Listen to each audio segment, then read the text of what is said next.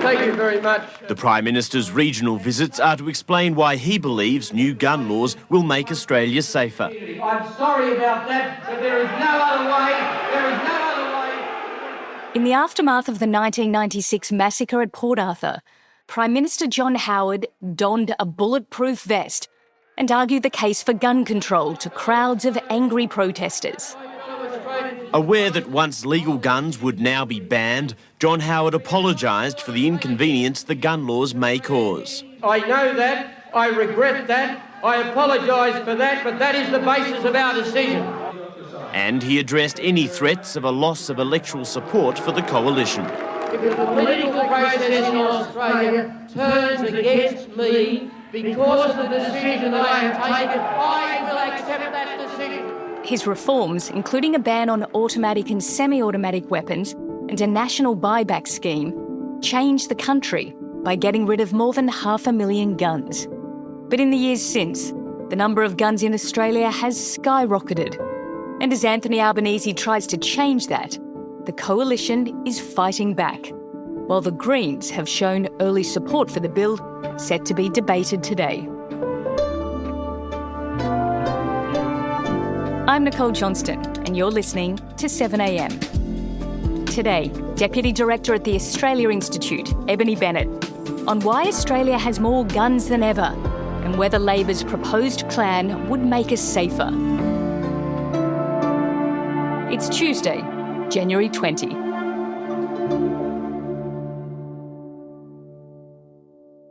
Ebony, thanks for speaking with me.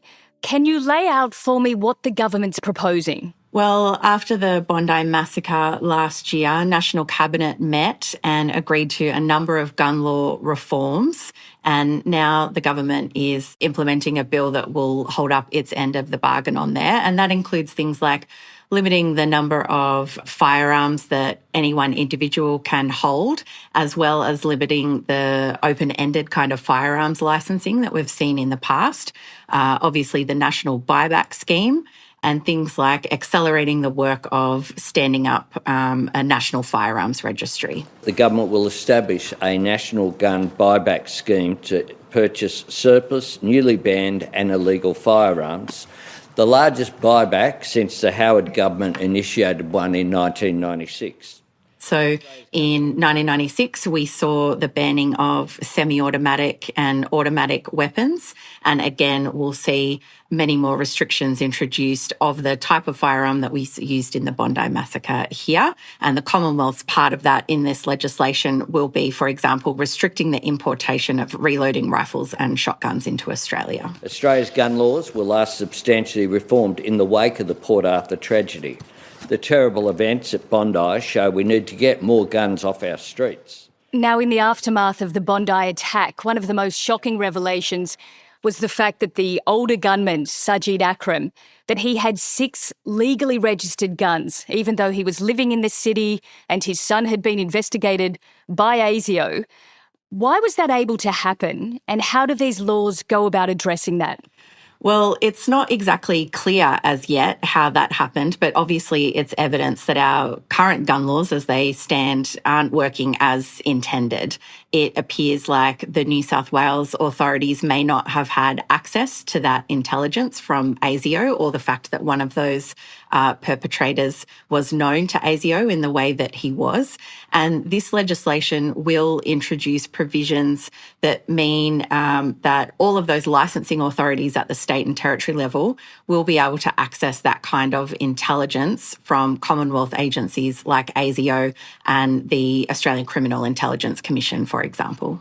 If we could talk about the last time that we had major gun reform after Port Arthur, what changes did John Howard make, and how do we know about how they actually made the country safer? Yeah, the National Firearms Agreement was historic and landmark legislation, and it's obviously still hugely popular with the public today. The Prime Minister John Howard tonight detailed sweeping plans to reform Australia's national gun laws, which could mean the introduction of a one-off tax to buy back illegal weapons. John Howard, in the wake of the Port Arthur massacre, gathered all the states and territories, and the National Firearms Agreement did things like banning or restricting semi-automatic and automatic firearms, restricting the importation of those kinds of firearms. We need to achieve a total prohibition on the ownership, possession, sale and importation of all automatic and semi-automatic weapons. It included introducing mandatory licensing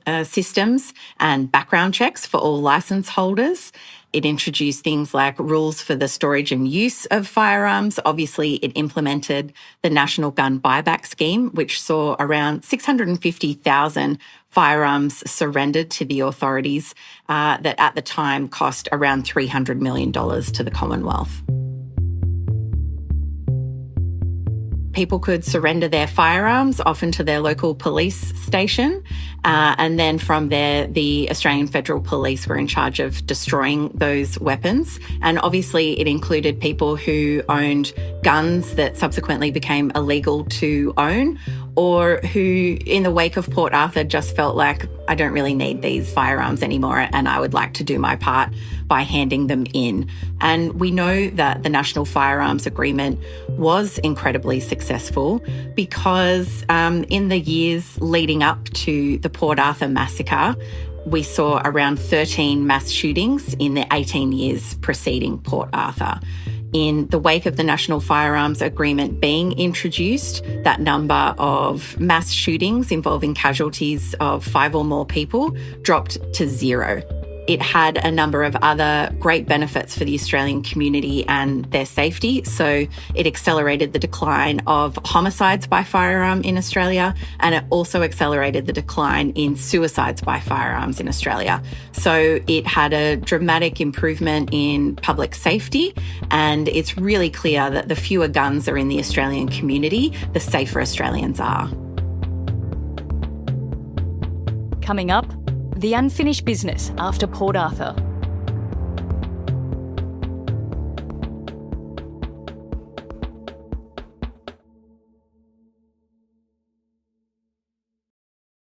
Ebony, while John Howard's reforms had a big impact, there is some unfinished business from that time. Could you paint a picture of our current patchwork of gun laws around the country?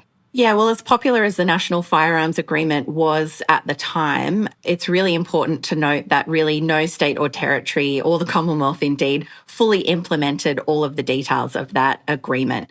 Each state and territory still has a slightly different approach to gun laws, and really we're only as safe as our worst state or territory. So, for example, there was never implemented the agreement to prevent children from having access to firearms across the board.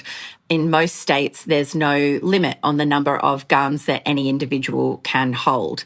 For a long time, Western Australia was the only state that had any kind of cap on the number of guns that you could legally own. And it was only December last year that New South Wales introduced its own caps, for example. 30 years after the fact, there is still no national firearms registry, something that all law enforcement would like access to. But for example, some states, like here in the ACT, all of their records of gun ownership for their gun register are analogue. They're on paper, essentially. So that makes the process of establishing the National Firearms Register obviously much more difficult. We've also seen a steady chipping away in states and territories at Australia's gun law reforms over many years. People might not remember, but just prior to the Bondi massacre, for example, the Minns government in New South Wales was considering really relaxing New South Wales gun laws in a deal with the Shooters and Fishers Party. They were looking to enshrine a right to hunt, to open Crown lands to hunting and shooting, and to legalise the ownership of silencers and suppressors. They've obviously dropped all of that kind of legislation and now committed to much more restrictive gun laws. But it just shows you that over time, state governments have become complacent about Australia's gun laws, and that there are always elements of the gun lobby who have been trying to weaken them over decades. And on this issue of how many guns we're allowed to have, all the limits, could you tell us, in some states, how many guns we can actually own and what's the maximum? Yeah, so in Western Australia, They had a cap of 5 for most gun owners, and that could increase up to 10 guns. In New South Wales, I think the cap of 4, for example, applies across the board. But currently, WA and New South Wales are the only states that have caps on the number of guns an individual can own. So all the other states and territories really have no limits. And we know from the data that we looked into from various police forces across Australia that there are a number of people who own huge numbers of guns, and it's not necessarily, farmers who are using them to control pest animals on their properties, for example. We know a large number of guns are held in city and metropolitan areas, and in New South Wales, for example, there are close to 100 people who own over 100 guns each, many of them in the city. And obviously, when it comes to the Bondi perpetrators, they had 6 guns, lived in the city. And there's a lot of people in the Australian public saying, why do you need that many guns? Ebony, you mentioned the National Register, and there's been calls for this since Port Arthur. Why do we need one? Obviously, it's really important for law enforcement to know things like who has a gun at a property or if there are guns at a property, but it's also important for the Australian public. When the Australia Institute tried to find out how many guns there were legally owned in Australia, it was actually really difficult to find that information. It's not publicly available. Some states and territories really had difficulty locating that information. It wasn't easily accessible. The Northern Territory just didn't respond at all to our requests for that kind of information. So it's, I think, really important for the public to know, not, the personal home address of every gun owner, obviously, that's only for law enforcement, but just knowing in general how many guns there are in the community and roughly where they are. Are they in your suburb? I think, should be publicly accessible information for Australians. So, Ebony, on that point, what is it that you found out about the numbers and how did they end up increasing after the buyback scheme in the 90s? Yeah, so obviously the number of guns in the community has dramatically increased. It's now hovering around 4 million legally owned guns in Australia. And we've also found that a huge number of guns, legally owned guns, are stolen every year. When we looked at the number of guns that had been stolen over time, it equated to roughly 1 every 4 hours. And law enforcement has said that the theft of legally owned firearms is the biggest single source of illegal guns in the community. And we know that police, I think, only recover around a third of those stolen weapons. So, Ebony, John Howard was able to pretty easily change Australia's gun laws and was celebrated for it ever since. But how's the debate changed to the point where getting both sides of politics to agree on stricter gun control seems almost impossible? Yeah, I was just really saddened to see John Howard come out in the wake of the Bondi massacre and call gun law reform a distraction. Obviously, gun law reform can't stop hate, it can't stop anti-Semitism, but it can stop the kind of hate that we saw in Bondi from turning into the horror that we saw in Bondi.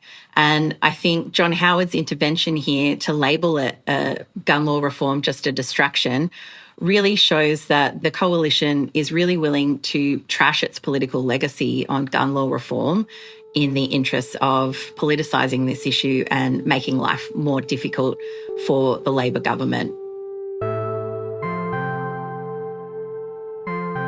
Obviously, there are big parts of the Nationals constituency, rural people, farmers, who do want access to guns. And increasingly in recent years, we've seen the Nationals really as the tail that's wagging the coalition dog. Thankfully, Australia does not kind of fetishise gun ownership in the way that we've seen in the United States, for example, but it's really clear the kind of rhetoric employed by the NRA and the gun lobby enters the Australian political debate all the time and more frequently. It's only a few years since we saw Pauline Hanson's One Nation, for example, caught on tape trying to solicit tens of millions of dollars of donations from the NRA in exchange for weakening Australia's gun laws. but the Australian public really overwhelmingly supports stricter gun laws, and it's widely considered, I think, the biggest and most positive legacy of the Howard government. So it's really sad to see them abandon that for what looks like pure electoral politics.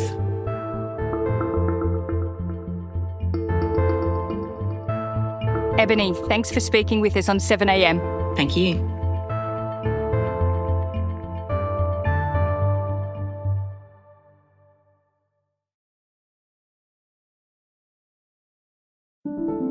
Also in the news, the Albanese government is seeking more details on an invitation to join US President Donald Trump's so-called Board of Peace for Gaza.